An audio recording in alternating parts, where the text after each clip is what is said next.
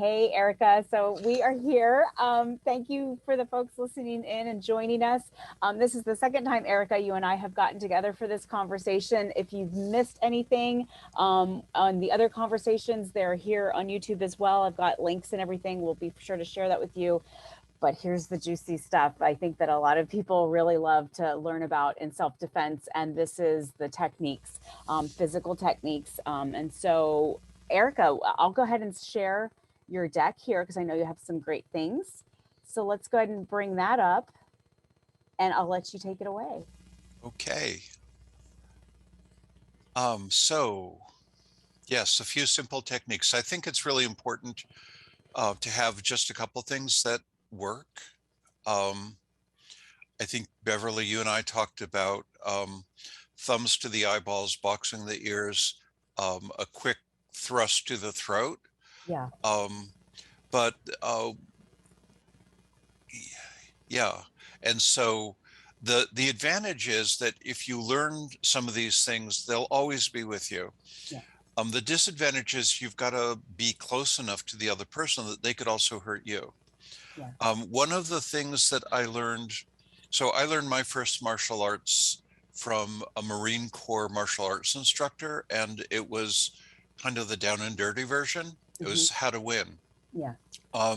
He used this as a martial arts weapon, and what he did was he taught us that And if that is you a press ballpoint pen, just to clarify for our audience. exactly, so it's a Okay. normal, nothing special at all. It's just the ballpoint pen that was on top of my desk. Yeah. I chose it because it's got a click top, and if you grab it firmly and then press the top down, Yeah. you've got a spike here. Yeah. It's very sharp. And what he taught us was to stab just under the cheekbone and rip down. Okay, so go in and down is what you're Yep. saying. Okay. Yep. And I noticed on your slides, I have a couple of questions for you. On your slides, it looks like on the top bullet points, everything looks like to be above the neck. Is that what you're kind of advocating for? Like, is a punch to the shoulder going to do anything? No, it's what not. What do you think there? No, a punch to the shoulder, you might as well be, no. Okay. Now, it's not to say there are no good places, right? So an upward elbow thrust to the solar plexus, right? I've done that. It's extremely effective. Kick to the groin, very effective. Kidney punch from behind, very effective, right? I mean, there are some other places, but you have to have some skill, right? Okay. People who use those techniques are going to be people that you've trained probably, or have some other formal training. Yeah. So these techniques here are for people with no formal training. Got it. Okay. And so what I'm hearing you is encouraging, because the face is such a vulnerable spot. It sounds like that's where you can maybe do more damage. I don't know about you, but yeah, I've definitely had people in class, like, until it's like, oh, you're just hitting anywhere, shoulder, whatever. So I love how specific you are with these targets. Okay. Yeah, one of the things that women are often taught to pick up keys and have keys in between their fingers. Let's talk about that. That is very popular advice. What do you think of that? I think it's not very effective. I don't see it as inflicting intense pain, and that's the goal right here.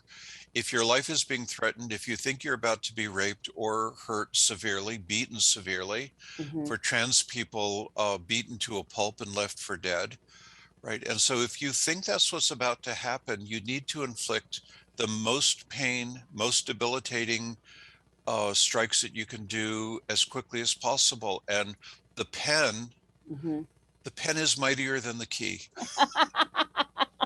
I love that. I'm gonna keep that as a quote. The pen, I have to literally write that down. The pen is mightier than the key.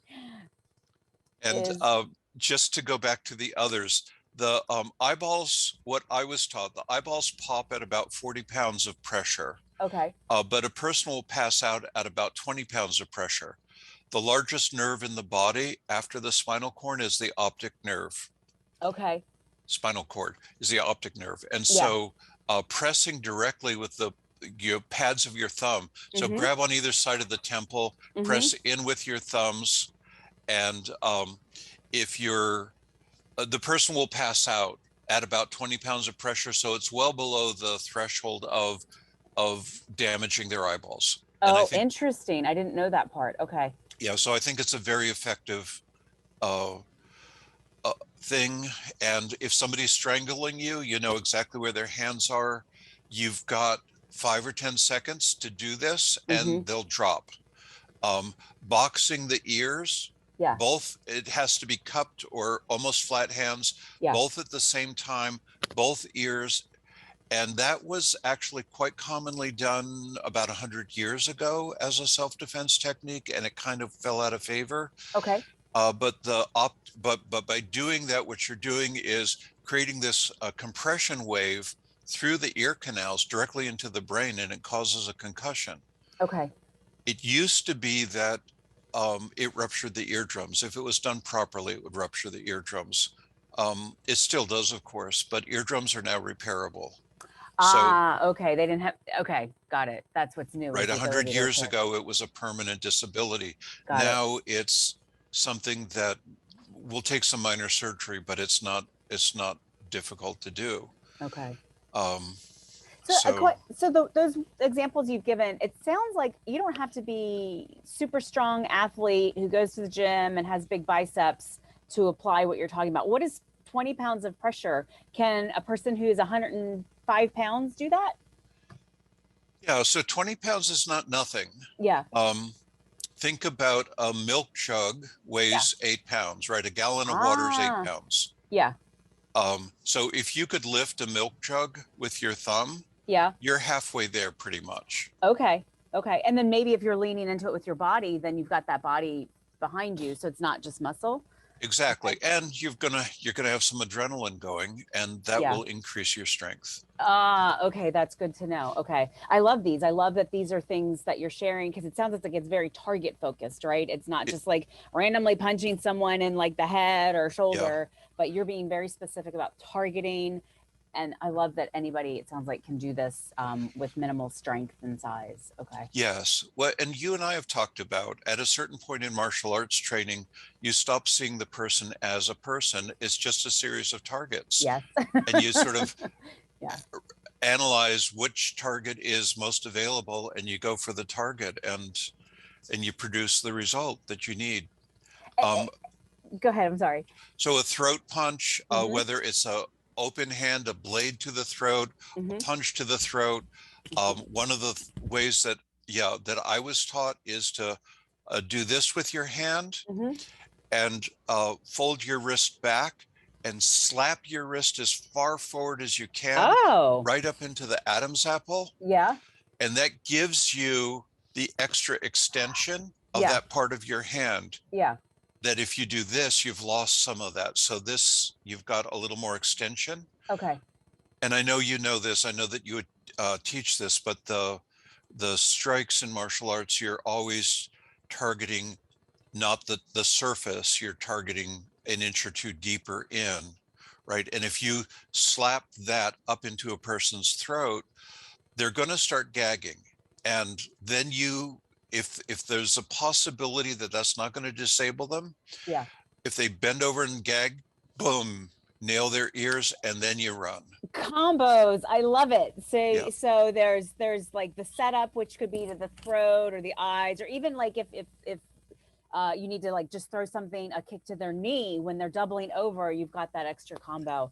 That's really Exactly. brilliant. And I loved what you said too, Erika, about punching through or striking through, not just going for the surface. I know like breaking bricks and boards in karate, like that's what they Yeah. tell you. Like you don't, or even in track, right? You don't even have to hit things. Like you don't run to the finish line, you run through it. Yes. Those are great tips for folks. Okay. Yeah. I think of this as just a setup. And so strike to the throat, ears, Yeah. or strike to the throat and kick to the groin. Yeah. Very nice. Okay. All right. Most of the people attacking you are probably going to be male. Yeah. Um, most men are really skilled at blocking a kick to the groin. Yeah. They are not going to block a kick to the groin if you've got them in a coughing spasm because you just struck their throat. Nice. I love how strategic this is. Okay. So it's setting them up for, okay, great. Yes, yes. All right. Let's come back to here. I think we covered everything on this slide. We talked about the pros and Yes. cons. So let's take a look at what you have here. Okay, so we were talking about our bodies, what we can do with our bodies. Now we're talking about non-lethal weapons